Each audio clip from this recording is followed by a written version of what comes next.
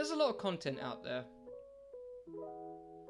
Videos, photographs, a staggering amount of pornography. Speaking of which, have you ever heard of Jerkmate before? One of the most varied forms of content that's available to us all is probably anime.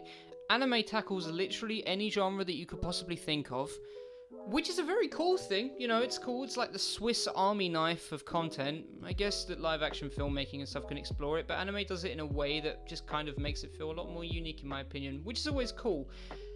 Speaking of uniqueness, not everything that anime tackles is very good. Not everything that anime tackles is particularly memorable. And more often than not, I don't like to use this word, but more often than not, it's pretty mid. There's plenty of good content out there though, don't worry about it. You know, it's relax, everything's fine, everything's fine. Do you want me to make a scene? Whenever a show breaks the mold, however, whenever it truly stands out, it can be masterful. SpyxFamily is definitely that mold breaker. In my opinion, it's one of the most refreshing anime in years. It's funny, intelligently written, and it always seems to have the restraint to know when and when not to take itself seriously. The show is centered around a thrown-together family comprised of Twilight, a secret agent whose goal is to track down a man named Desmond, which is... I'm not really selling this, am I? Anyway, there's like a little telepath little girl and she's really cute and really funny. Go watch it.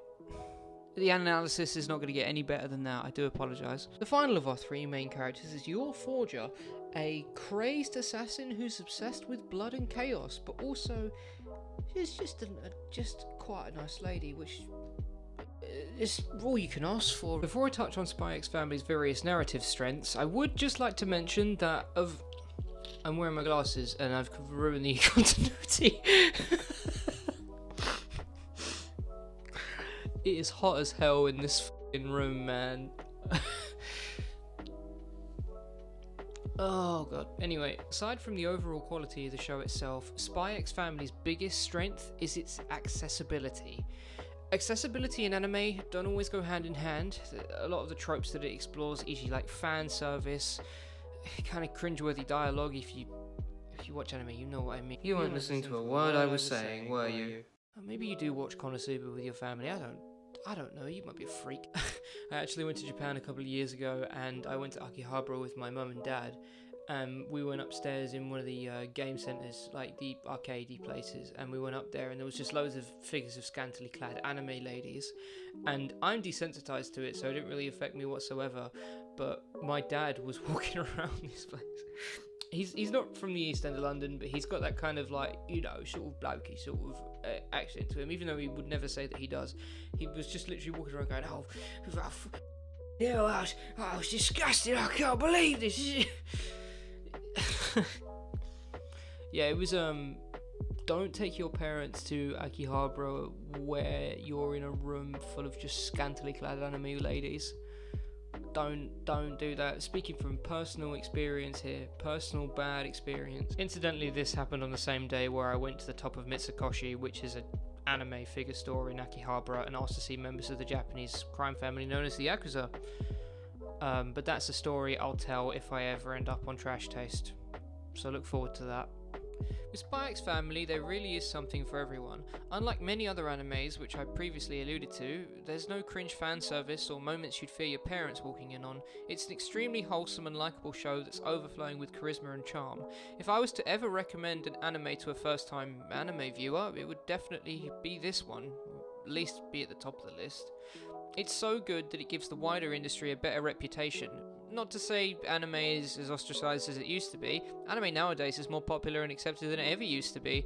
I mean, growing up, anime was always frowned upon, largely in my opinion due to the worst aspects of the art form being at the forefront of pop culture.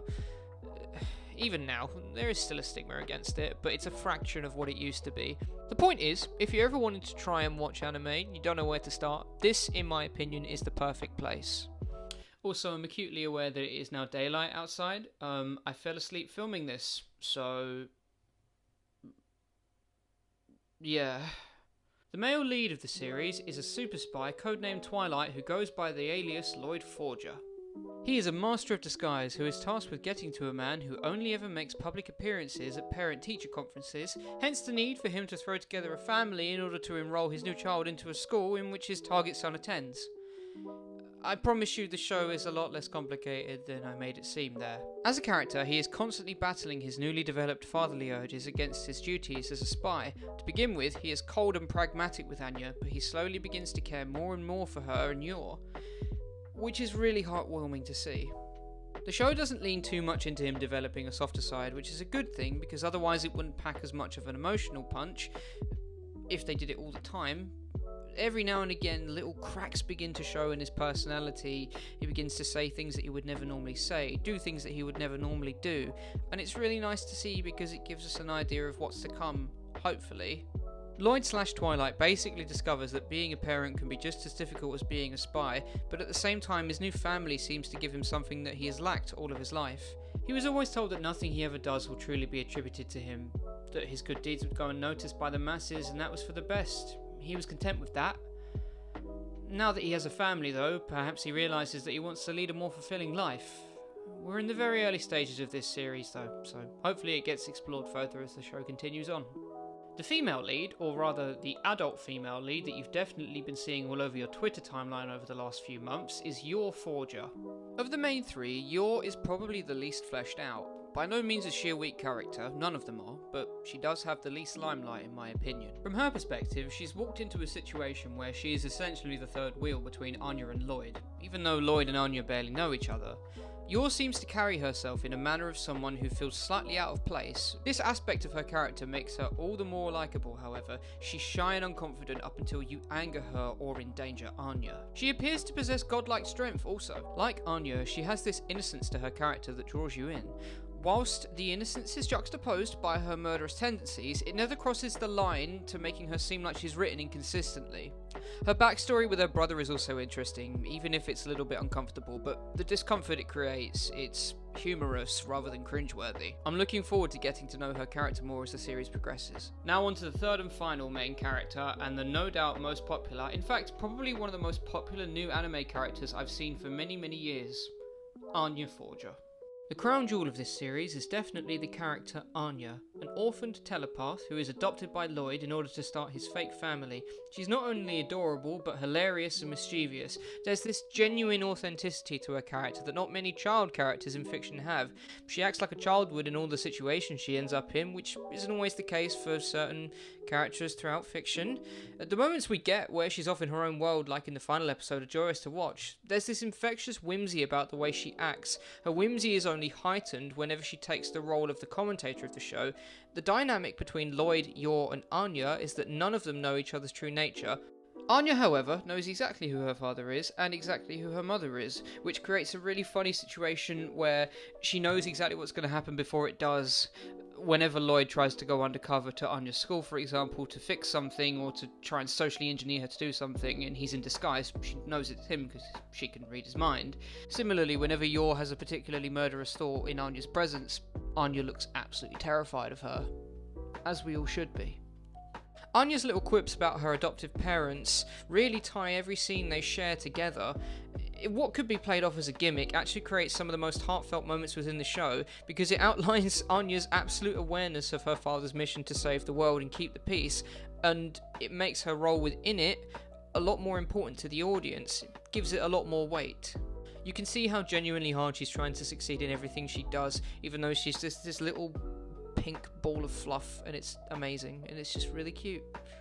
We're only 12 episodes into what will hopefully be a long-running series, and so far Lloyd and Yor have no suspicions about each other or Anya, which in my opinion makes it a lot more fun. It's refreshing to see a show not jump the gun and allow our characters to get up to hijinks without each other knowing about it.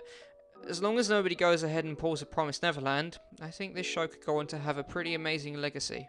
SpyxFamily is just one of those shows that makes you smile. It avoids so many mistakes it could have made, like if Anya was an annoying brat, Yor was an unlikable tsundere, and Lloyd wasn't so goddamn handsome. As I said, it's one of the best anime to come out in years, and one of my new favourites personally. Since you decided to click on this YouTube video, you clearly have a lot of time in your hands, so you might as well go and watch it. In all seriousness, that about wraps it up for this video. Thank you very much for watching. Every single view, like, comment, even dislikes means a hell of a lot to me. More than I can really express, so cheers. I'm going to try and put out at least one video a week, either on a Thursday or a Friday. I haven't decided yet. No idea what they're going to be about, but I enjoyed doing this, so it's something to do other than screaming at video games. Please like the video if you did enjoy it, and subscribe if you want to see more of my content, of course. And if you did hate it, at least you felt something. Bye.